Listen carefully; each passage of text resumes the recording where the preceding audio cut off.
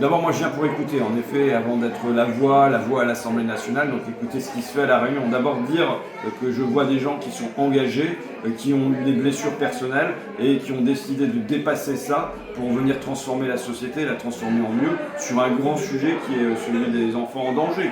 Et moi je suis quand même marqué.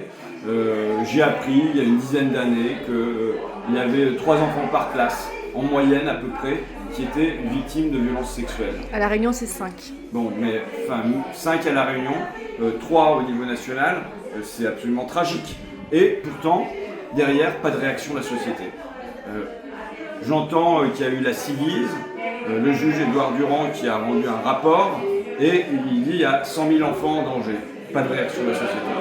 On a l'affaire Betaram, et c'est le Premier ministre qui est dedans, qui n'a pas été attentif aux alertes qui lui ont été lancées il y a une trentaine d'années, et pas de réaction de la société.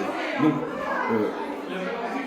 alors que c'est ce qu'on a de plus cher, et je pense que tous vos auditeurs, spectateurs, pensons que ce sont nos enfants qui nous sont les plus chers. Et pourtant, on sait qu'ils peuvent être massivement en danger, et pourtant, du côté de la justice et du côté de l'éducation nationale, il n'y a pas l'idée de mettre un grand plan de protection de l'enfance. Donc je viens pour ça, je pense qu'il y a des choses qui peuvent être faites en modifiant la loi, quelque chose qui s'appelle les ordonnances de protection, mais au-delà de ça, des circulaires adressées par le garde des Sceaux à tous les procureurs du pays en disant voilà, l'enfance en danger, c'est une priorité, il ne doit pas y avoir de sursis quand il y a le constat d'un délit sexuel ou de violence sérieuse faite sur un enfant. Normalement, le garde des Sceaux peut en faire une priorité.